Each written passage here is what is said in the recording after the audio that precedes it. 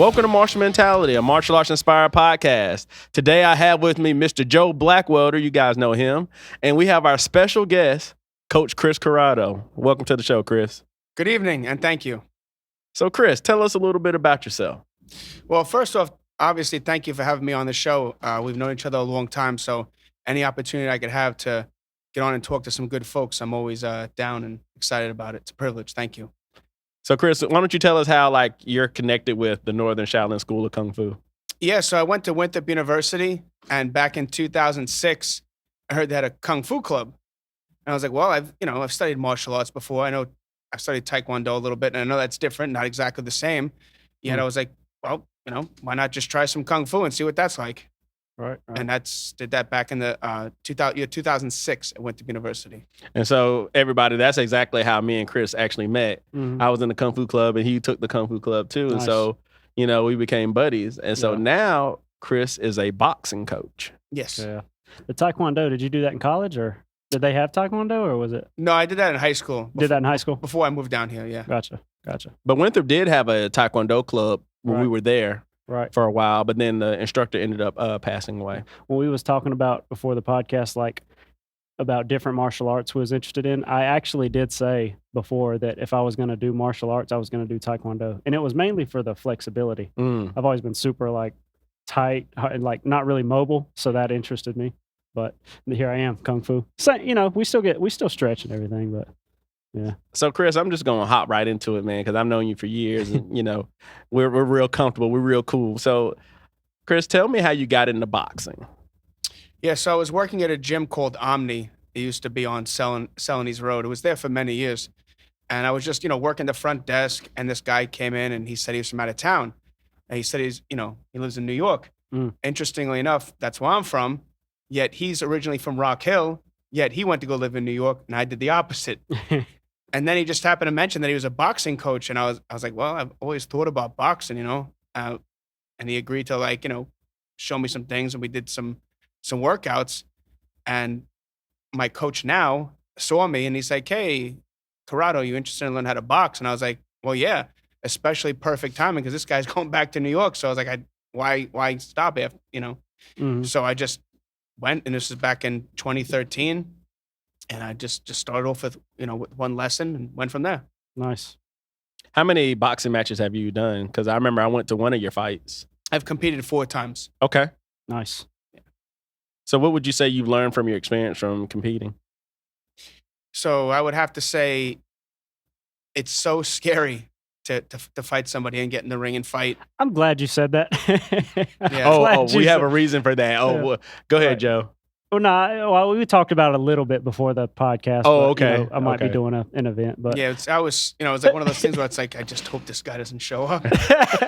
and then if he shows up, I'm like, oh, okay, I guess I have to do this. Got to do your thing. Well, if he didn't show up, because one time I got rematched a few times. Right. And I was like, okay, if nobody fits my weight class and experience, I could say, hey, nobody showed up. It's not my fault. I was ready. So same kind of deal. You didn't know your opponent, right? Before you went in there. The first fight, I knew who the guy was. The other 3, I had no idea. And Gotcha. that makes it scary because they could be training for 6 months or 5 years, and they're just now starting to fight. Right. So you never know what you're going up against. Right. Don't assume just because the guy's had one fight or even no fights that, oh, yeah, he's going to be easy. Right. It's not the case. No. Yeah.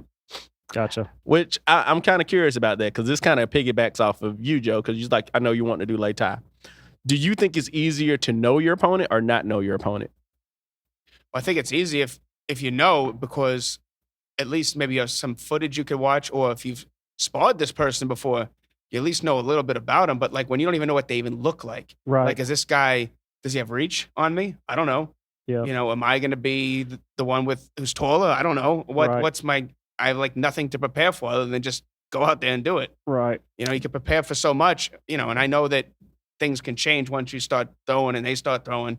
Yeah. Things can change very quickly, like the Mike Tyson, his idea, which is he's correct about. Right. Just that at least it helps to know sometimes if, what this person looks like or is about or something. Right. We've kind of mentioned before that even on podcasts, any martial art's it's a humbling thing, but you can't help it but to like when you're at these tournaments, you kind of size people up. Oh, well, everybody even in does your it. head. It's Everybody just a does it. normal thing, right? Like, but I feel like it'd be good to at least know, like, is this guy a freaking monster? Is he, you know what I mean? Like, does he look like he trains hard and he'll mess you up, or does it, is he just casually training? Is he thinking about joining? I don't know. You know what I mean? Like, it'd be good to at least know what he looks like or Right. how he trains, what he trains. I don't know. It's funny you say that because, like, when you get there and you don't know who it is yet, Right. and you're looking around at a bunch of people, I'm like, Uh, what if it's that guy? And at one time I was like, my coach was like, that guy's like 180 pounds. He's got like 30 pounds on you. You're not Right. fighting him. I'm like, because sometimes it's hard to tell. It's hard to people, tell. People could be deceiving because, like, you Yeah. could look at a guy and say, oh, because when I was fighting at 152. Okay. And at one time I got even less than that. I was like 147. Yeah. But I had people thinking I was 165. And I'm like, no, I'm like more than 10 pounds lighter than that. Right. So Right. like I'm more compact. So I Mhm. could probably pass for a middleweight, but I'm not. Gotcha. Yeah, it is hard to tell sometimes. Let me It's really hard tell to you this funny story about that. So I don't know if I ever told you this. I did a Tough Enough competition one time. Boxing? So yeah, it I was didn't know straight this either. boxing. Yeah, you didn't know that? That's new. New to So me. I did a Tough Enough competition. My karate sensei in Winthrop basically encouraged me to do one. And I think when he did it, it was a little bit different. And I don't think he realized that the rules had changed. So it was basically straight boxing. I was not prepared for this at all, okay? I'm just going to go ahead and tell you. It's a completely different thing. Completely different. Yeah. I was not prepared for this. And so I'll never forget, we're waiting and we're waiting and we're waiting. And, I get there and I'm waiting and waiting. And I had another classmate do it with me too, and we're both waiting. So my turn came, so I get in the ring or whatever, and they announced me, everybody's like, woo. They announced the other guy, the crowd erupted. Oh, man. And let me tell you this, that was more intimidating than just not knowing who he was. Right. They know this guy. Right. And I was like, who is this guy? I mean, like, it was like, like you could hear a roar. Right. And I'm like, oh, no, that made you feel good. Oh, no, man. Right. That was more intimidating than just being, And Right. so obviously I did the match. I got wasted, man. I was so punch drunk after that. Yeah. But otherwise than that, it was a good experience because it did teach me that, the rule sets are so different. I've heard that term before. Could you explain what that means? Punch drunk? Yeah. I mean, I guess the best way to put It's it just is, like beat up. Like, yeah, like- you've been hit so much that you probably can't think straight, and sometimes it's temporary and sometimes it's permanent. ooh, I was so punch drunk. I promise you. jeez. I had a headache. You have a concussion or anything, did you? Probably. You might I have. probably had a couple. Okay. I have had a concussion before. It was never from getting punched. I've never got punched and got a concussion. But I've had a concussion before. That guy was hitting hard. But it's funny, like, you're taking the blows, but you're Yeah. not really feeling the effects of the blows at that time. Well, yeah, you probably got Adrenaline's pumping. I Yes. see, yeah. But after it's done, Oh, woo. man. Golly, I bet you're sore. Oh, man, I was so sore. Mm. So, Corrado, what about, like, when you're in the boxing ring, what's going through your mind? Like, what are you thinking? So my first fight, I blacked out. I don't remember most of it. Really? I might have a 6-minute fight. Maybe I remember 30 seconds. Huh. So as time went on, though, like my last fight, I actually was more aware Mhm. and could hear things. And I remember hearing somebody I knew personally. He wasn't my coach, but he told me to throw something, and I actually heard him. And I was going to try it, and then the guy moved, and I was like, at least I could hear things, because when the first fight, it could have been like the loudest eruption of whatever going on. I didn't hear anything. That's great. And even I remember watching footage of it, and I'm like, that happened in the second round? I actually thought that happened in the first round. Right. Interesting. Yeah. I believe that. I've never had a fight, like an event. There was one time I was wrestling with my brother, and I got, you always get winded a little bit, right? But Mhm. like this was like I gave it 110% for like as long as I could. And then I sat down, and there was a guy talking to me as my best friend's dad, and it was like, what's that? freaking car- That's what it sounded like. I sounded like I Charlie was Brown. underwater, like I'm over here, and like I just couldn't hear anything. I feel like that was the closest you could get to like either, I don't know, like passing out from exhaustion. Mm. I don't know. Was that like Charlie Brown or the Muppet Babies, where you hear them? It's the teacher, right? Charlie, was it? It was Charlie Brown. Charlie Brown, the teacher Yeah, goes, Charlie wah, wah, Brown. wah, wah, wah. Yeah, Yeah. that's what it sounded like. Yeah.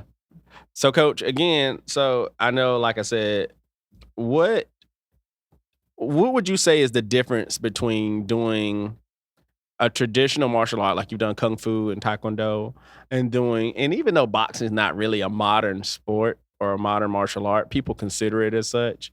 What would you say some of the major differences are? Maybe rule set, training. What would you say, or at least in your experience? Well, unfortunately, a lot of people don't consider boxing to be a martial art. Mm. I believe it to be. It is. Yeah, It is a martial art. You know, so it doesn't really necessarily get credit in that aspect. Right. Obviously, after studying Taekwondo and Kung Fu, we don't really learn like forms. Yeah. I mean, when you throw a punch, you want to have good form, but we Of don't course. call it a form or anything like that. Yeah. There's no belts or gis or sashes or anything like that. Hmm. Those are some of the differences. Obviously, in boxing, you throw punches, Hmm. but there's no kicking, there's no grappling, there's no elbows and knees. So a little bit different. I know a lot of times in different martial arts, you can compete and go a little bit lighter. Let's say points, Mhm. But in boxing, yeah, there's points, but you could hit somebody as hard as you want as long as Right. it's in the legal area. Gotcha. And I think, and I could be wrong, you guys know better than I do. In Kung Fu, I think there's different places you could hit people, even waist up, that's legal. Like I feel like you can hit someone in the back, not on the spine. Kidney. Yeah. Yeah. But you can't like go around hitting people in the back in boxing, like anything like that. Right. Yeah, you got to make sure it's more in the front and like right here. But once you get towards the back, there's no shots to the back. Because I remember one time we were sparring here, and I don't know if it was on accident, but I got kicked across my back, and Mm. I was like, "Whew, Right. that didn't feel good." No, I'm sorry about that. That wasn't you. You did something else to me one time. You threw yourself on the floor, and then somehow grabbed my leg with your legs, and I'm on the floor now. I'm like, "How do you do that?" Oh, that Doing was the freaking jujitsu no, stuff. I was doing it was a scissor kick. Okay. I did that. Yeah. Dude, that was amazing. Yeah. Yeah. Like if I was somebody that went around picking fights with people, not that Yeah. I do, and somebody did that to me, like, you know what? I'm sorry, sir. I should not have picked a fight I with don't you. want no trouble. Can I just get up and walk Right, away now while I still right. can? Yeah. Well, I mean, so Coach, we've talked about this before, but I encourage you, if you get a chance, come to the tournament in October, and you can see some of the full contact fighting that we do. Okay. Might get to watch me get So beat you up. can see. So we do have. It's called Lei Tai. Some tournaments will call it Sandai, but it's basically like kickboxing rules. Mhm. And depending on your area and platform, sometimes you'll be on what's called a raised platform, and that's why they call it Lei Tai, because that's what it's called. And you can get thrown off of the Lei Tai. That's what I remember learning about when many years ago. I think you had a student who did Lei Tai, and I was like, it sounded way more brutal than regular points because I know you can't hit someone as hard as you want. I Oh, don't yeah. know if there's weight classes. Mm-hmm. There's Okay. weight classes and everything. Okay, good. 'cause You if also wear headgear, but you're wearing like MMA gloves. Yep. So So 'cause you can throw people. Yeah, Yes. you can throw, you can thigh check, and depending on the rule set, I don't know if they're allowing inside leg checks in any tournament rule set yet. But I wouldn't the be last surprised that's time I coming. read the rules, I believe it said no. Yeah, for us we don't, but I don't know if other venues are starting to kind okay. of venture Gotcha. out and do more I stuff think like in that. some Sandai they do, right? They do. In I think Sandai, maybe in some Sandai they may be starting even to allow calf some of that. kicks, maybe. Mhm. Yeah, So they're starting to kind of loosen some of those restrictions. right. Um, Basically, if we're kicking to the leg, it's always the outside thigh. mhm. Yeah. Okay. Is that to avoid groin? Yes, Groin and knees. and knee injuries and things like that. Okay. But yeah, I mean, and listen, of course, we know our buddy Stefan. He did Lei Tai with me. Okay. So me and Stefan both did Lei Tai. And for those of you on the podcast that don't know Stefan is probably one of the scariest people that I know. But he's one of the nicest guys that I know too.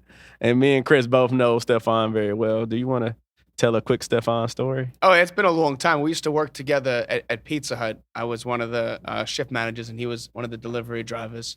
Yeah. So we used to have a lot of fun, just everybody making fun of everybody.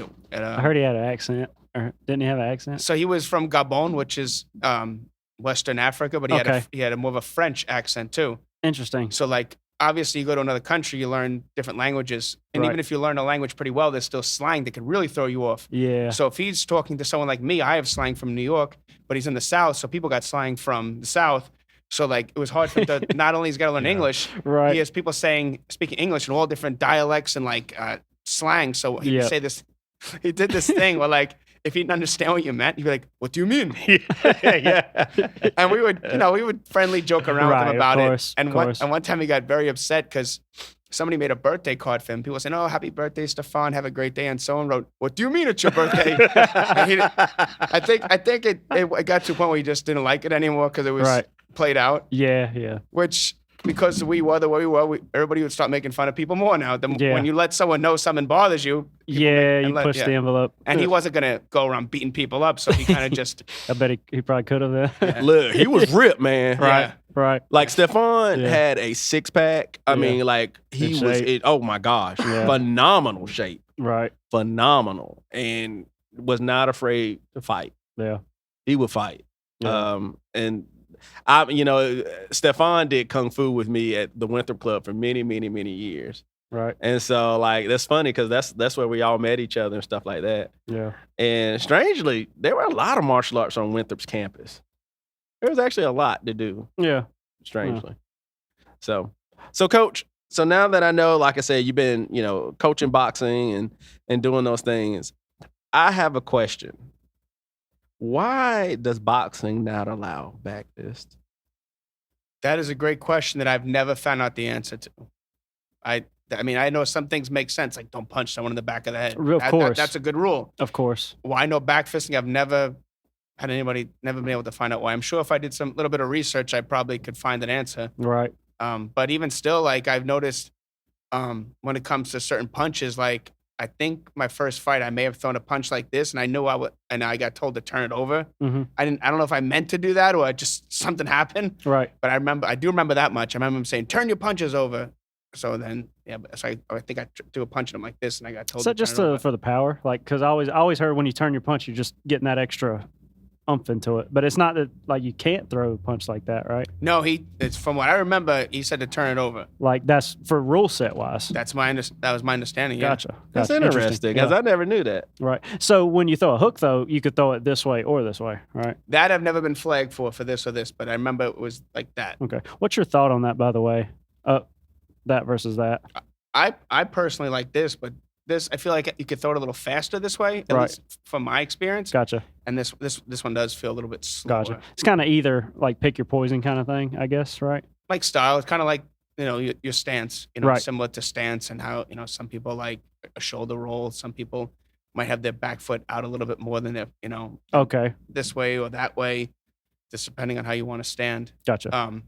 Obviously your stance is crucial to protecting yourself. That's why we have a stance. If I just stand like this and I'm square, Right. there's all these targets. Right. But Right. then when you fix your stance, it's going to be, easier potentially for you to move, or definitely easier to protect yourself. But I Right. tell people, like, if you could find a way to like be a little square and make it work for yourself, and you're Mhm. not getting beat up, Right.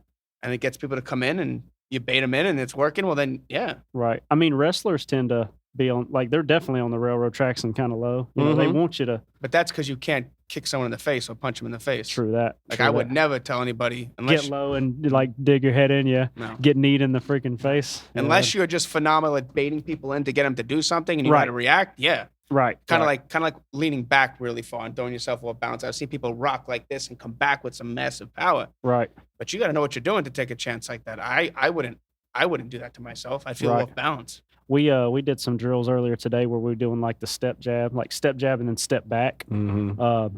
And I found a couple of times I leaned a little too far forward and I wasn't quick enough to react because they were throwing a cross back at us. We were throwing a jab and then they were throwing a cross back and we were stepping back. Mhm. And sometimes if I leaned too far forward, I wasn't quick enough, so I'd have to lean. Instead of stepping back, I leaned, which I guess avoided that punch. But if he keeps going forward, now Right. I'm on my heels. So, yeah. And what I'm learning just from my own research is the more I'm doing more research about just martial arts in general, the rule sets really do change the way you do things in the ring. Yeah. And it's so funny because when I did that Tough Enough competition, I didn't get flagged for anything, but what made it so hard is, I'm used to using my legs. I'm used to grappling and doing things like that. And that hesitancy of me getting ready to do a technique and then there's an opening. So my body wants to do one thing and I have to say, Not allowed to do it. you can't do that. And now I'm getting pelted. Right. And I think that's what got me beat up more than anything because I didn't have the reaction skills to use what the rule set was telling me to use. Right. Sometimes in here, and then sometimes at the other place I train, we'll do like sparring or something where it's just boxing, where we're just boxing, and I'll catch myself wanting to throw a front kick. It's just because I train it, and what I'm training for also allows that. But yeah, you practice what you're training for what you're doing. Yeah. So yeah. So I encourage everybody out there, if you're going to do any kind of full contact, whatever it is, you need to make sure you are trained appropriately for whatever you're going to do. And know the rules so that you can react appropriately so you don't get hurt. Yeah. You really do. Listen to your coach. I've heard that before. Let's jump on that. I'm for real. No. I'm glad you said that because a lot of people don't listen to coaching. Chris, why is that? A lot of it, sometimes people think they know better than their coach, or it's arrogance, ignorance. Could be that, yeah, for sure. People don't like to be told what to do, and it's not really like someone's trying to tell you what to do, like, to bully you or anything like that. They're trying to help you. Yeah. And sometimes people, when they're so proud of something that they'd rather just keep doing it wrong than humble themselves, like we talked about earlier, and just start doing what they need to do. Yeah. That's why I always tell people, especially in boxing, when you got to go that hard, you got to do a lot of some type of cardio, whether it be running, swimming, just drills that really drills, whether it be sparring or even on a bag, where you push yourself to the point where you're gasping. Because what's going to happen is when you get tired, if the other guy's tired before you, obviously you want him to be more tired before you, because then it's easy to, but if you're tired before him and there's still a lot of time left, that's bad. That's a lot of times where you're going to see like that last maybe minute of the fight or 30 seconds where it's like, okay, that's the guy who probably worked a lot harder outside of the gym.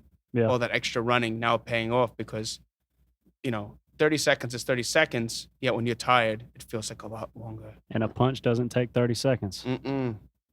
It'll take less than a second. So listen to your coach. If he says you should lose weight. Like I've had some people that, like, I don't need to lose weight. I'm like, yeah, you do. Right. I'm like, you don't want to fight at that weight. I said, plus when you're training as hard as you are, the weight's going to come off anyway. I got you. It's going to be it might be actually hard to keep that weight on because of all the drills of, cardio and endurance based training. I think as a competitor, like another thing to think about is like, well, for one, put your ego aside, but two, that's your outside eyes. You know what I mean? We always encourage like filming your forms and everything, right? Or even your sparring matches, because you get to rewatch, you get to see how you're looking from a different perspective. Because sometimes you're not always thinking of that when you got a person throwing punches at you, right? So that's your outside eyes. Not only like they got the experience, but they're saying, look, you're doing this. I'm watching you do it. So here's how to fix it. Well, when you're watching boxing or UFC or whatever, they obviously have more than one judge or official because people see different things. That's right. So, it makes a difference. A lot of times when, you got a coach and sometimes you have as many as 2 or maybe 3 total people in your corner that can give you different ideas. You got someone that sees you like this and then the people on the sides that could see other things. That's why in between rounds, when you talk strategy, someone might be like, I saw this. And someone's like, yeah, I saw that too, but I also saw this. And, that gives you that time, that minute break to go in there and back in and use what you just told because you may not have seen any of that. Right. And I'm sure Coach can tell you this too, because I felt like this when you're in between those rounds and you're tired. You remember how you just heard that wah wah wah wah wah? It can be wah wah wah wah wah if you're not paying attention. You're not like freaking slap absorbing. Listen, right? You know what I mean? Because you're tired, so Yeah. you're focused on I need to try to recover. Right. And sometimes you're not paying attention to what your coach is telling you to do. Yeah. Have you ever felt like that, Chris? I would have to say the most I remember is in between the rounds. Actually, like I feel like it's the opposite. Like that's when I actually feel more tired because I think once you get back in there, if your adrenaline's pumping, it may not be to the end that you really start to feel tired unless you haven't trained. Right. But I can't say that maybe once in all my fights that I ever feel like I got hit and it hurt. Other than that, I really didn't feel anything till later on or nothing at all. Gotcha. Maybe just sore later or something, sore neck. Well, no, not even too bad. I think I just trained so insane that when I actually had the match, I don't want to say it was easy by any means. It wasn't easy. You were used to that. Yeah, because when we train, I tell guys, I said, listen, if you're going to fight a 6-minute fight, Yeah. So that's 2 minutes, minute break, 2 minutes, minute break, 2 minutes. Right. You should train 6 3-minute rounds and only a 30-second break. Gotcha. So now you're doing. Then you're even more prepared. Then you, Right. Right. Because most of the reason why you're going to get tired, it's going to be because of the nerves. Mm-hmm. Right. I scared. worry about that. I really do. I always tell myself when we go to those tournaments, like, no big deal, just stay calm. But then when you get there and it's like you're about to go up, and then I'm scouting out these people, like, what if I'm fighting him? And I'm over there shadow boxing. It's like that heart rate starts to go up, even though I've trained, you know. So, it's like the Coach, nerves get you. What do you think is a good way to train something like that? Because, I mean, is there any way to really train that skill to be okay with being in front of people like that? Is it just doing it, or? Yeah, you probably have to have at least one fight. You know, obviously you're not going to know everything. Right. Yet one fight at least gives you somewhat of an idea about what it's like. Mm-hmm. And I have to say, one of our guys, he's had 2 fights so far, and what he learned 2 very huge things. One, the first guy he fought was more of a counter boxer. Okay. This guy was more waiting for him to do things and wasn't very engaging until our guy threw something. And the next fight was like a totally different boxer. This guy was coming at him with everything, like way more aggressive. Mm-hmm. So like now he knows what it's like. Okay, I know what it's like to spar. Now I know what it's like to compete against someone who's more laid back, and then someone who's just like coming at you like relentlessly. Yeah. So yeah, it's just seeing different. It's like when you spar, it's always important to spar as many people as possible. Yep. And get different looks. You know, Right. Go against southpaw, go against traditional, Mm-hmm. go against someone with more reach, go against someone with less reach. Yep. Because you might have trouble with the shorter guys. Because if you stand too tall, now they're hitting you in the body. Mm-hmm.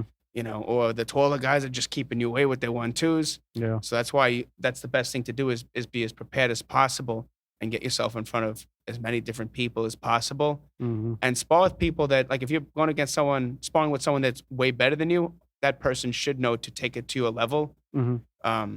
Should. Yeah, should. Right. Because you're not going to learn anything if someone just steamrolls you. Right. Exactly. Just- Yep. So yeah, just getting as many different people in front of you. You know, listen to your coaches, and like I said, you really just got to put a lot of lonely road work in outside. Yep. Let me ask about that, because that's come up. I've seen a lot of videos about this lately. So I'm curious, from the boxing perspective, sparring etiquette.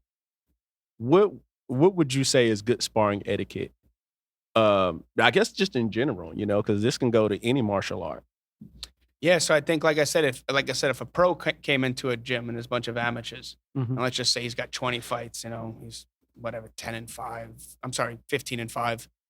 You know, obviously, you know, good record, right? Yeah. Why would you want to beat up on a guy who's like, hey, it's my first week of sparring? It's like, what is he gonna learn? Right. That's when I think you should try to start taking it down to someone else's level. Mm-hmm. You know, now I have seen people say, hey, I remember one time there was a guy sparring a pro, and even though he's pretty new, he was still pretty strong. Mm-hmm. So like the pro was like, hey, listen, I was just working defense, but I had to kind of start hitting you in the body kind of hard a little bit, Yeah. just to get you to slow it down a little bit. So, you know, it just depends on who's in front of you and what you could see what they're The doing. pro became a target because he was trying to see how he measured up, I suppose. Right. You don't want to take it too easy. Right. Just like if you like I guess, but don't try to take advantage of someone being nice to you. Right. Don't try to go in there and just be stupid. Now, oh, he's gonna Right. take it easy on me, so I'm gonna go crazy. And Yep. because I've seen people, you know, I saw one guy I told him, I said, hey, you're going up against someone with a lot more experience than you. He's gonna work with you. Don't do anything stupid. Gotcha. He didn't listen to me, Oh no. and he tried to, I'm gonna beat this guy up. Oh, no. man. And he was doing well at first because he had so much reach. Yeah. But then the guy more experienced was sure to finally got in, and he hit him with a power shot. I saw the guy go back like this against the ropes. His eyes go back like this. Oh, It was no. like slow motion. Oh, man. And then he didn't do that again. Jeez. I Yeah, guess- you can't. This is not the sport to try to be cocky in. No. None of it. I mean any of it. Even like, I'm not hating on any of it, but like, I mean, boxing, you know, Lei Tai, MMA, point sparring. Even in point sparring, you get knocked don't- out. I mean, we point sparring here the other week, and I about got my nose broke. Like, got my nose freaking busted by a kick. That was not fun, Yeah. you know?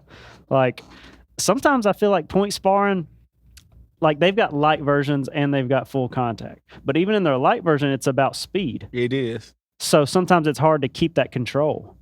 That's what happens. Because sometimes you're just going so you're trying to go fast. fast and bam, and especially if you lean into it Mhm. on accident, then it can get hurt. I think a lot of times, it's interesting that you say that, Coach, because sometimes, like, in here tonight, a perfect example, the teenagers are mouthing off, and I said, you know what, y'all want to talk so much trash? Talk with your fist. So we got the adults together and we sparred with them, but we didn't hurt them. Yeah, you're not steamrolling them. We're not steamrolling no. them, but we're clearly showing them we're better than you. You need to listen to what we're telling you.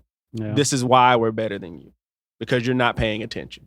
And I think they got my point, but either way, I think a big time thing that's going on in the martial arts, and I'm sure you see it in the boxing gym, is you got people with ego come in the I feel like gym. it's everywhere. And, it's like, come on, bro. Like, we're all here just to work together. I know you want to compete. You want to work hard. We can work hard. But, like, don't try to belittle anybody. Don't hurt anybody. Yeah. We're all teammates. We're all on the same squad.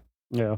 Do you feel like you get a lot of people sometimes that come in the gym and just hard to deal with? I'm sure you get it on your social media, because we do too. Somebody will comment like on a post and say, I could beat everybody there up. It's like, you don't even know any of these people, but right. I don't go with them. I'm not going to argue on social media, but sometimes you'll see someone say, why don't you show up? Oh man, I live in Charlotte, man. I ain't coming down there. Charlotte's not that far. Right. I had some guy messaging me one time. He's like, you wouldn't last 3 seconds with me. And I'm like, okay, I don't. Yeah. I have people message me all the time. They're like, I want to go pro. And I'm like, have you ever boxed before? No. Okay, well, why don't you just come check out the gym? And they never even show up. Man, like, just getting my feet wet in martial arts, like a few years in, and I now understand it. I now understand, like, because there was nothing stopping. I could go join that boxing tournament next month, but I know if you want to box, you need to train to box. Yes. You know do. what I mean? You really do. It's true. Straight up. Like, I'd get some training in boxing, but that's not primarily where my head's at. That's not what I do. We're wrestling. We do other stuff. Like, I'm training for a different thing. Right. Like, I go in there and I'd probably get smashed. Like, and I have no, what's the word? Like, I'm not delusional. Like, you know what I mean? I'm not overconfident. Like, if you want to do it, you got to train it. So, I think what a lot of people don't understand. People on the internet, man, they don't. Man, I could do it. I'm glad they compare you said themselves to UFC fighters. They're like, oh, I could go in there and win. Like, people who are trolling people on the internet don't understand the parameters of sometimes what they're even talking about. Right. Because half of these people have probably never done martial arts. Yeah. Or if you've done martial arts, you haven't done it to a high enough level that you can really be considered somebody that I would probably listen to. Yeah. And then, especially in my world, in the traditional world, you got to take that with a grain of salt. Oh, I'm Grandmaster Shimbuk Shu. I got a 10th degree black belt and this and that. And I'm like, oh, really? You do? Oh, yeah, Oh, I used to own a school. Well, show me the webpage for your school. Well, my school closed down. Oh, it did? I wonder how good your school really is then. I used to knock people out in high school right. all the time. And I'm like, what are you talking about? And then I'm sure you get this all the time. That wouldn't work. Yeah, that's the biggest one I see. Oh, man, you know what? I would just hit him with the 1-2, lean back, and shut up. Be quiet. This person is drilling, or they're showing a video, or they're just working out. You have just stop commenting. And I hate those people like that. But like you say, you call them out, they don't come, and it's just like, bro, like, what was the has point? anyone ever actually came in and challenged either you or just anybody in the gym? Yeah. Like, has have you had anybody any in-person challenges? No, of course not. Good. Okay. Good. No. Yeah. Because it happens. It does. It happens. It does.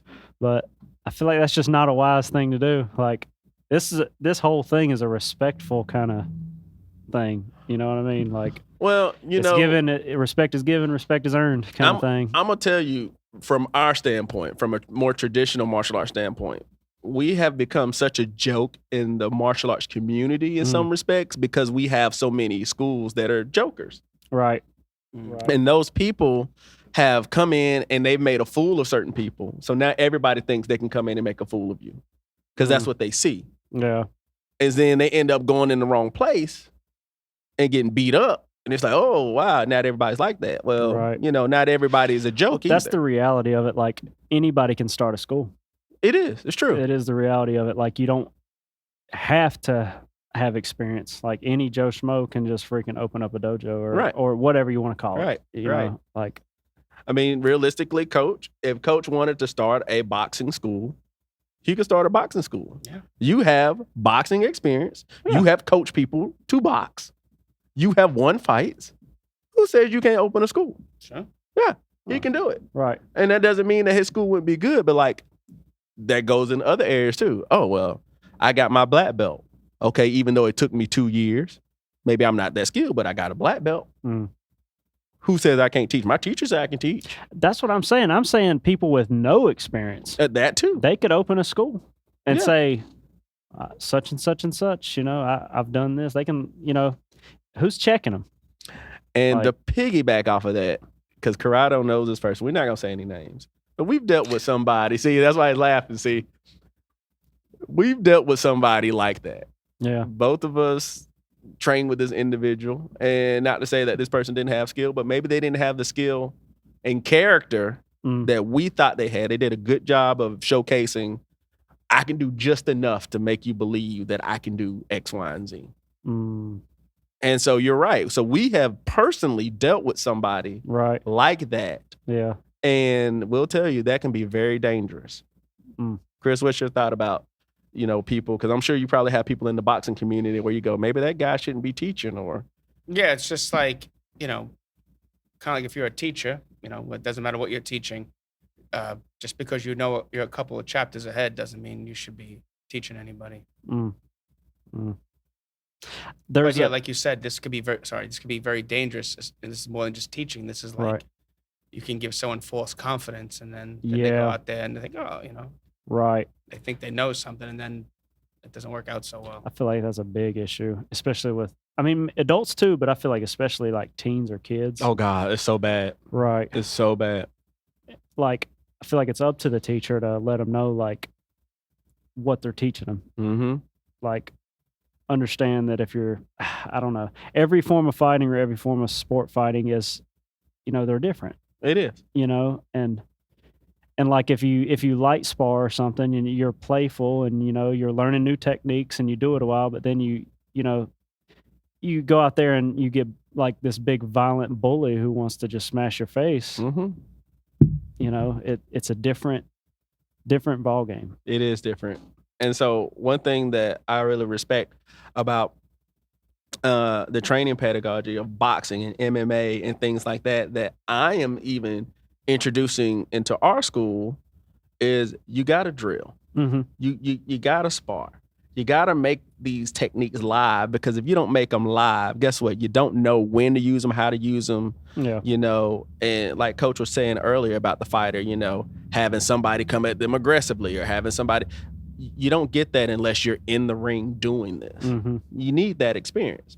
And and just the difference between getting hit for real. Mhm. I mean, you know what I mean? It's like getting a punch that's thrown with real intentions, whether it's in the ring or the street, it doesn't matter. Like getting that, you know, not that 60% or 70% like hard sparring punch, like this punch where I'm trying to hurt you, thrown at you. It's just different, you know. And it's also different throwing it when you're talking about putting in the work. Like, you know, you can light spar for minutes and minutes and minutes, but then when you start really throwing with bad intentions, it really starts to empty the gas tank. So you got to train for it. So, Coach, let me ask you this. What would you say is like, do you remember maybe the hardest technique that you felt punch in the ring? So in competition or sparring? And just in general. Yeah, I've been knocked out once very early on, and I've been hitting the body so hard that I felt like if it was an actual fight, I wasn't gonna get up. Ow. Like that, I would have lost because at the 10-second count, I was literally like I had to roll myself out of the So a ring. liver shot or like a freaking, were you hitting the ribs So or? where did he hit me so hard? I feel like he may have hit me right over here. Right. It's just that I'm not used, since I'm Just hit you traditional. hard. Yeah. I'm more conditioned to getting hit here. Okay. But he caught me like right here with a power shot, and that's what Knock the wind out of you. yeah. Oof. I felt like I really wouldn't, like, it's like, hey, don't be a wimp. It's like, no, I really can't get up yet. Right. It was like almost like Jeez. paralyzing how hard he hit me, and like Jeez. that perfect spot. Mm. Yeah. The knockout, was it the chin or? Yeah, that time, yeah. That's the only time I've ever been knocked out cold, and I was like, didn't know where I was for a little bit. Jeez. Yeah. And I had a headache the rest of the day. Yeah. That head, I look, know that's bro. got to shake you up. Look, I've, headaches ain't no joke. I got a funny story. I've never been knocked out. There was one time as a kid, I fell asleep underneath the coffee table. I woke up and freaking went to sit up, bam, and fell back asleep. Yeah. But I've never been like knocked out from I also I've had a couple concussions from getting hit in the head, but it was from being stupid, doing stupid stunts like skateboarding and everything. But I've like never been knocked out cold. It's kind of nerve-wracking to think about. But Listen, I've never been knocked out, but I know I've been close. right. I've gotten that like stun. I've got hit in the back of the head and been stunned, Mhm. punched in the back of the head, and just got like, I don't think it gave me a concussion, but it definitely like shook me up, got me tunnel vision for a second, you know, and then I kind of like snapped back into it. But yeah, that's the closest I think I've been. I don't know what it is about the chin. It's like it rattles your brain or something, right? Like freaking. I feel like there's got to be some type of, I don't know, it's like a nerve in there or something, or Yeah. kind of like pressure points, like, you know, like you touch someone in a certain part of their body and Freaking right ooh. here. yeah, Yeah. something about right there. That's right Yeah. here. Hmm. There's one right there. Yeah. Yeah. It's interesting. Because it's kind of like why wrist locks work so much, and if you know what press on someone, because just the slightest, press in the right spot, that person's like, I've had people grab me for like, I'm like, how did you do that? And Right. They know exactly what to press. Gentleman in our class who does the Kempo, he Mhm. showed me that the other day because we were doing the wrist like our wrist lock, you know, where you come around and Oh, put he the was pressure there. okay. He showed me the version he learned where you grab a certain way because you're going after a certain couple tendons, and it was like oh my god, like I really felt it. I was not joking, you know, like it's really crazy. You know, it's not all about just muscling and freaking, you know, it's all technique. Man, listen, I don't care what martial art you do.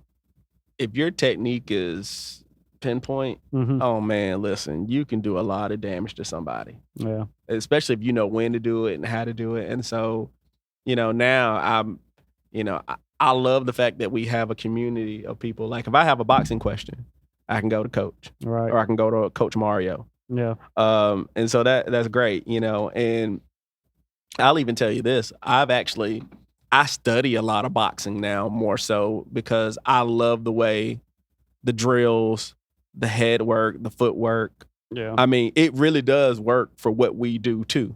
It really does. It has helped me a lot. And now one thing that I have become religious about is I do a lot of bag work now. I do a lot more bag work, and it has helped my sparring tremendously. Oh yeah. And, I think those are some things that sometimes I think more traditional martial arts, sometimes you kind of get away from because, you can do all the forms and stuff all day, but you got to hit something. Right. You got to hit a person. You got to have somebody trying to hit you. I was told by I'll just shout his name out, but Shane Benfield. Mm-hmm. It's not like I know him well or anything, but I ran into him in the gym a few times, and of course I'm going to ask him questions. I'm like a, kid in a candy shop, but it's like, but he was saying, because I love hitting the bag. That's one of my main things I do is hit the bag, but you also should shadow spar a lot because you got to get used to missing as well, is what he was saying. That makes sense. So Watch yourself in the mirror. Yeah. Mirror is not gonna lie. Right. So what are some tips that you would give just martial artists in general, to help improve themselves in general? Just, what would you say, like, we're two youngling boxers. What would you tell us? So usually when someone first comes in, for like a session, let's just say they want to do a one-on-one session, first session, I usually focus on jump roping, why it's important, cardio, endurance, footwork, and like how do you land? They land on the balls of my feet. Well, that's typically how you want to move in boxing. You're faster that way. Or just even kung fu, if you're on your balls of your feet, you should be able to move faster. Right. And then we usually transition to stance. Why is stance important? How do you protect yourself? How do you put yourself in a situation to throw punches? With everything from your chin down to your hands up, bend your knees, balls of your feet. And then we usually go to let's learn slipping, just how to move your head. take it off the center line, sidestepping, and knowing not to cross your feet. Sidestep to the left, sidestep to the right. And then we focus on jabbing, usually face shots and body shots, because now you're starting to learn the foundation of boxing. You now know why it's so important to have endurance, why footwork's so important, how to move out of the way, how to, whether it be with your head or your whole body, how to throw a punch, how to throw it correctly, why it's important to go for face and body, and how they both, can help you. Obviously, slip, counter, or sidestep, throw, being aggressive or being more of a counter boxer, just depending on what you want to do. So now we're really building a nice foundation in just one session. Yeah. Of course, it's probably not going to look very pretty because, well, it just depends. I've had people come in and like, you've never done really martial arts before? No. To people like, whew, we got a lot of work to do. Yeah. Because it's not, some people come in, I've had clients come in, they probably haven't worked out in like 20 years or maybe even 5 to 10 years of not doing anything. Yeah. It's going to feel awkward. And, someone like, oh, something I might think is very easy to do. They're like, man, my arm was killing me. I'm like, why? Like, well, you had me throw jabs for 3 minutes straight. I'm like, oh, okay. But I'm so used to doing that now, it's not so bad. But if you haven't worked out in like even 2 years, and now I say, throw jabs, just put your arm out like that for 3 minutes straight, you're going to feel sore. Yep. So the foundation. Gotcha. Yeah, that's typically the foundation I like to work with, those specific things the first day, and then build from there. Gotcha. That sounds a lot like stuff we talk about. Right. A lot of the same things. I had one more big question for you before we wrap up. Because we talk in here a lot about morals and stuff. Not just training you how to fight, because there's it doesn't take a good person to be a good fighter. A bad person can be a great fighter. But what's your thought on that? Like, do you think in martial arts or even boxing that, like, I don't know, do you train kids? Yeah. You train kids too? Like, do you feel like it's important to teach them like good morals? Or yeah, of course. So like you said, anybody could open up a martial arts school of any kind. Yet to me, even though there's so many places I can go to, to me, learning a martial art is still it's a great opportunity. It's a privilege to learn those type of things. Yeah. Especially because somebody, I don't know, the origins of a lot of this stuff could be thousands of years old. Yeah. So with what you can do, with what I've learned I can do, and what you could potentially learn how to do after like a few months, you could really hurt somebody. So I like to ask people, like, how long you been coming here for now? What are we thinking? You've been here 3-4 months? Yeah. If you got in the ring right now and fought yourself 3 months ago, how well you think you do? Really well compared to myself 3 months ago. I said, so I try to tell people, listen, with what you could hurt somebody pretty badly. So this isn't something you go around to like impress your friends with or go around bullying or hurting people, because you're not welcome back here. That your attitude about things. That's right. This is really important. I mean, when you think about it, you are a weapon in a sense. Yeah. Because when I show people how to throw punches, I said, have you ever played baseball or golf or hockey? And I'm like, yeah. I said, is it the bat? Is it the racket? Is it the club, the stick, that why you hit the ball or puck or whatever the way you do? No. What is it? It's form. So think about it. Now your arms are baseball bats, your arms are hockey sticks, your arms are tennis rackets. So when you got good form and you know how to throw a punch with good form, you're very dangerous. And even a person like who's doesn't even weigh a lot, if you know how to put your body into something, you know how to actually throw a punch, you could hurt people a lot bigger than you. Right. And that's not what this is for. This is only if you absolutely positively have to defend yourself out there or for competition reasons. Right. Like what did Mr. Miyagi used to say? He'd say, Daniel-san, fighting is not good, but if must fight, win. That's right. I mean, he's true. That's right. Man. Wise. That's true. Wise. I mean, he left the country he was born in. Obviously, it's a movie, but right. There's a lot of wisdom in there. Yeah, because he's like, like the Rocky movies. It's like it's more than just a movie or martial arts or boxing. Not about how hard you can hit. Right. About how hard you can get hit. Get back up. Right. But don't get it twisted to watch it. Oh, I'm ready to do this now. It's like, well, hold on. Right. Yeah. Yeah. Slow your roll. Yeah. Because once you get punched a couple of times, that's when you find out how serious people are. Yeah. That's one of my favoriteest things when someone's like, I want to go pro. Yeah. And if they do show up, Okay, that's good. Right. Then it's like, okay, did they even make it to learn how to spar? Okay. Right. And then they spar and they take a few good hits and they're like, I think I just want to do this for fitness. Yeah. I had that Yeah. happen with a young man once. He was like, he sparred me and he gets good work. And then he went up against one of my other students or Yeah. clients and he did really well against him. So now he really got an ego. Then Right. someone came in with more experience and hurt him pretty bad. And he's like, yeah, I think I just want to do this for fitness now. I'm around that crossroads myself. Like, I light spar a lot. I'm pretty good at light sparring, but like we turn the heat up a little bit, like it sucks getting hit hard. Oh, man, like it's not horrible. fun. No. You know what I mean? And like there's monsters out there that's just like, freaking hit me. I'm not that person. I've got the John Jones mentality on that. I was watching a thing where they was interviewing him. It's like, sure, there's people out there like that. Me, it's like, of course you're going to get hit. If you're doing any kind of fighting and you expect not to get hit, you're wrong. You're going to get hit. But you're trying to minimize that. You're trying to at least take some of the sting off of it. You're trying to move your head. That's the way I think. Listen, that's why I love Floyd Mayweather. You can say whatever you want about Floyd. It's hard to hit that man. Listen, Floyd is a genius. Wait a second. I just got to not get hit and hit you? Okay. No be there. That's right. That's right. And I'm like, listen, I like Floyd. Yeah. And so a lot of people are like, oh, you're not a real boxer. Yes, he is. He's just smart about it. Right. That's my take on it. Coach, what do you think? Yeah, the more I paid attention to boxing, the more I've realized is defense, Mm-hmm. defense, counter, gone. Yeah. It's like I see people miss him by like that much. Right. Like his head movement, and then he hits you, and then he's gone. Yeah. And then you try it all over again. Yeah. He hits you, Play the and he's game over gone. again. It's like, whoa. Yeah. Vicious circle. Yeah. Vicious cycle.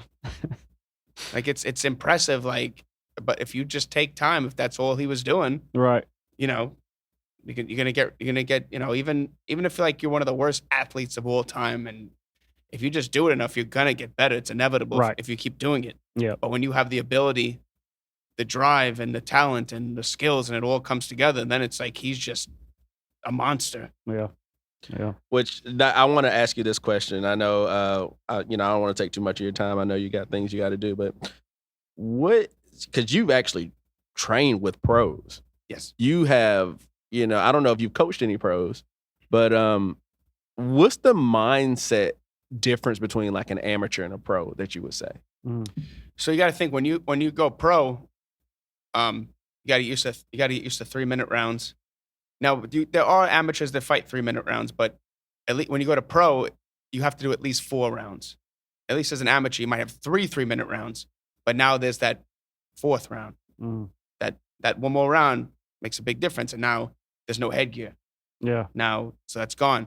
So what I've learned from pros is you really gotta push yourself even harder in the sense that you could have a much longer fight now. Mm. And pros have learned how to say, hey, if you try to throw power in every single punch, you're gonna be tired very quickly. Yeah. Because one of the things I always tell people in amateurs, especially when you first start, there's a very good chance that person's going to come at you with everything they have for 30 to 40 seconds. Like that's the whole fight, only 30 to 40 seconds. Right. There's still plenty of time left in that round, and then 2 more. So, but if you can get past that first 30 to 40 seconds Right. and stay composed, you're going to have a good chance. But if Right. you try to like, in pros, if you were, in round 1, first minute, and you try to destroy them, that's going to be very bad because you got 2 more minutes and then you have 3 more rounds of 3 minutes. So what I've learned from pros is they teach you how to be smart about how you move. Don't move more than you have to, whether it be from slipping, head movement, or just stepping out of the way. Mm-hmm. And learning how to, you might throw 3-4 punches and have little to no power on it because you're just going to drain yourself. So it's about being more aware Okay. and understanding things and being able to hear things from the outside. And like, it's like almost like, if you put both your hands over your face like this, you really I can't see much right now. Mm-hmm. But as I slowly like take my hands away, and now it's like there's so much, it's aware of so much more, and you can see so much more, and you know what's going to work, what's not going to work, what to look for. And pros also, going back about what we were saying earlier about amateurs, at least with a pro, you could potentially watch some film on somebody Yeah. and learn a little bit more about them. Whereas amateur, you may not find any film or anything about them. So pros have that opportunity to watch film. That way you have a better idea, and that way you could put a game plan, Mm-hmm. but also know if the game plan's not working, how to fix that. So that's very important in fighting. Adapting. Knowing how to adapt and adjust. Because Yeah. if what you're doing is not working, and you keep doing it, You're and it's not wrong. working, and it's not working, and you don't know what to do, and you freeze, Yeah. you're done. Right. I feel like that's all across the spectrum. Mhm. Like we got a guy who follows us on here from the Street Beefs community, right? Yeah, I was just watching a fight on there the other day, and a guy was getting kicked in the leg, like the same thing we do, our outside thigh check. And you could tell he had no clue what to do. He stood there, he kicked him, and you could tell it kind of hurt. He kicked him again, and the guy's like literally like confused in his face because he doesn't know what to do. No. The kid kicked him like 2 more times, and he was done. Mm-hmm. He was done. So you have to adapt fast. Like he could have doing, in my opinion, in fighting, like there's always options, right? But there's one thing that is always a bad thing, and that's doing nothing. You know, if you're in the moment, like doing nothing is pretty much always a bad thing. Whether it's moving, stepping, striking, countering, you got to do something. And I think it's even more dangerous, and the coach can probably, attest to this too. When somebody knows that, okay, I can tee off on you as hard as I want, and then they hit you and hurt you, Yeah, and maybe they didn't finish you, but they see that got to you, that's a they're gonna shark do it smelling again. blood, Yeah, right? they're gonna do it again. It's very interesting with the points you made about like withstanding that initial storm, because these Lei Tai fights are pretty quick. They're like a 1.5 rounds. They're pretty fast. And it's 3 or 2. If you win in 2, then you win. If one wins and then the other wins, it goes to a 3rd round. Okay. But with that being said, the fact that it is a quicker round, typically, like out of all the ones I've seen so far, I've not seen any where they're like, they come out the gate swinging. They usually always do. They get tired, but like they're not really winding down the clock because it's a fast round. So they're trying to get their points to win the match. And I'm trying to find that balance of like withstanding that initial storm and being able to maintain my composure. I train much longer than 130, but I'm trying to plan accordingly to somebody who can go that full 1:30 hard. You know what I mean? Yeah. So Yeah. You might want to train. I'm sure you already do it here anyway. When you spar, mhm. do you put fresh feet in every round? What do you mean, like myself? Yeah. Well, I'm sure you will do that anyway in training. Like if I say, hey, you're going to do 3 rounds in a row, Right. you might have to go on with me, Right. Sifu, and then someone Oh, else. someone else. Yes. To keep it fresh, yeah. Yeah. Give you a fresh opponent. Yeah. There was a couple days you did it to the extreme. Yeah. That'll help you. Yeah. Right. Yep. You did that before the last tournament we did. The last tournament I did just sparring. It's the same rule set. It's just like contact. Okay. Yeah, you made me spar like everybody. Yeah. But you Work got in that, the ring work and that, did work that well. cardio. Yeah. Sure, I was breathing a little heavy in that round, but like in between that round, but I was good to go. You were fine to go. Right. Yeah, you probably Right. could have went 2 more matches and been Right. fine. If I was throwing hard, might be a different story though, because that's how I've been trying to train now. Is like of course, like you just said, like I'm not always putting 100% in every punch, but I want to know when to throw that Right. good one or Right. that good strike, that good leg strike. Yeah. So I'm just gonna have to keep training it, keep working it. But I appreciate your advice. Yeah. Thank you. So I know we focused on the boxing, but since I know Chris personally, I got to touch on this real quick. So guys, Chris is a comedian. Yeah. Yes, he does comedy shows in the Rock Hill area. He puts other comics on. In fact, one of my friends that I work with has worked with Chris. Says great things about you, Regis. You gotta get one of your students in contact with him. We got a student that comes around every now and then that does comedy. Who? Aura? Oh, does he really? Yeah, he does comedy. I didn't know that. Yep. Oh. Yep. Okay, I guess I got somebody I can put in contact with you. Yeah. I never knew that. Okay, interesting. And we have that. Your guy is going to be on one of my shows in August Okay. Nice. Okay. Nice. in York. Okay. York? Yeah. We're at in York. 10, 11 events on Congress Street. Really? Yeah. Interesting. Okay. That's my neck of the woods. That's my hometown. York. Yep. Got a show there coming up in August. Be there Nice. before you know it. Yeah. So Chris, I just got to ask, 'cause I don't think I think maybe we talked about it, but how did you get into comedy? Oh yeah. So just back in 2010, just a lot of stuff in my life wasn't going as well as I'd like. work stuff, family stuff, and then I became single after being with with someone for a while. And I'm like, man, I got a lot of free time, so I just better to stay busy and do fun things. And like, so I went to an open mic in Charlotte. And I was like, oh, this is pretty cool. And then I just got hooked, and then really haven't stopped since. Yeah. Tell us a joke. So I would have to say it's very. I'll tell you a corny, clean joke. Okay. Gotcha. Okay. Yeah. Thank you for Family the friendly, children. Yeah, because we do have kids that watch this. We don't too. cuss on this podcast. No. This, if they're offended by this, I don't know what to tell you. Somebody will be. Yeah, maybe. What did the thin crust pizza say to the chef? What? You're not gonna get a rise out of me. Ooh. Maybe I love it. maybe chefs and pizzas might get offended. Yeah. Right. Do you have like a persona you put on when you do your show, or is it just all you? It's all like yourself. Yeah. I mean, I try to be not to necessarily mimic anybody or steal Right. anybody's stuff, because it's not like music where you could do. Right. There's no cover comedians. At That's least right. you shouldn't be doing that. Right. It's not like I could play someone else's song because I'm a Right. cover band. You got to put your own twist. I mean, you got to Yeah. do your own thing. So I try to just, I like a little shock value, but I try to keep it about PG-13 and, Right. make jokes about a little some of everybody and make fun of myself and, my previous relationships and current one. So I find there was a comedian or one of the actors that talked about this. It's kind of the same thing on the reverse side, like a disciplinary side, but like you shouldn't have to cuss and talk about dark stuff to make people laugh. Like if you're good, you don't need that stuff. Like, you know what I'm saying? Like, I don't know. I guess I'm trying to think of somebody who is not as dark that I think is really funny. Sebastian Maniscalco, I don't know him. Jerry Seinfeld. Okay. mm, No, Jerry. yeah. Well, to Adam me, he's Sandler. not really. Yeah. Adam Sandler's not really. God, who is it? Arnaz J. No, I Arnaz think J. I know that name, but I don't necessarily know the material. Yeah. So Arnaz J is not as not really that vulgar. I'm gonna have to come check out the show.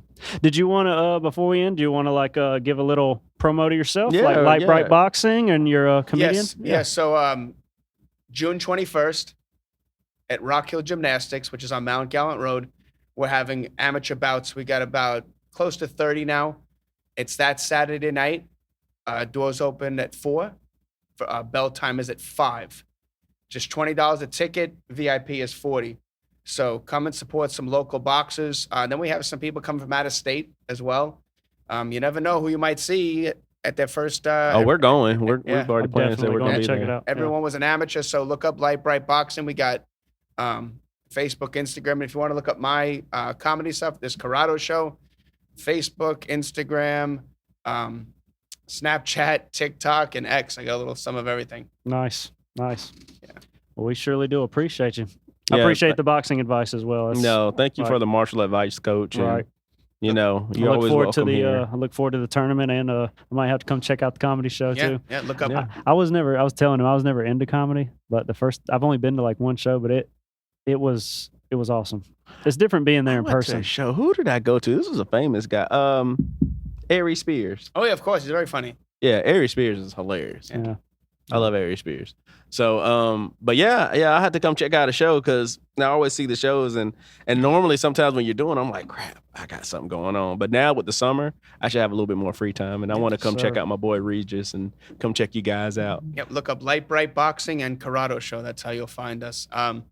And then that show 10, 11 events in York. That's early August, and it's a 9 o'clock show, but it's a Friday night, so it's it's only a $10 cover charge. Gotcha. I have to come check that out. Like I said, it's my neck of the woods. I'd love to come support and come Great see date it. night with the wife. You know, Yeah. get the kids. Go with the grandparents and go take the wife out there. Right. Speaking of wife, you're engaged, Yeah, right? yeah, I'm engaged. That's been a lot of. Congrats. Oh, thank you. That's been a lot of fun. Definitely in love and giving me a lot more good comedy too. So Yeah. Get some more material. yes, and like I said, she has a son, so I get to. Get to Oh be man. I'm a stepdad in training. Oh man. Oh, That's a man. whole can of worms there, ain't it? Oh yeah, he's giving me material. How old's your new stepson? Well, he's 12. 12. Okay. Oh, well, you got him at a good age. Yeah, I met him when he was 10. So You got him at a Right. good age. Right. You can do stuff with him, fun stuff, and that'll be fun. Yeah. Well, Nice. man, congratulations, Chris. You just you. grown up on me, man. You just growing up. Gosh. I was 25 when you met me. I wasn't grown up. I don't even think I'm grown up now. Yeah. Well, We're listen, all kids man. at heart, right? I appreciate you. We appreciate you. Thank you for taking our questions. Anything else you want to say before we get out of here? No, just look up support local businesses, regardless of what they're doing. If because that's really what keeps us going, whether it be comedy, entertainment world, martial arts world, food. Look, support your local businesses. Yeah. Well, thank you, Chris. Thank you, Joe. Yes, sir. YouTube land, internet land. This is Martial Mentality signing out. Peace.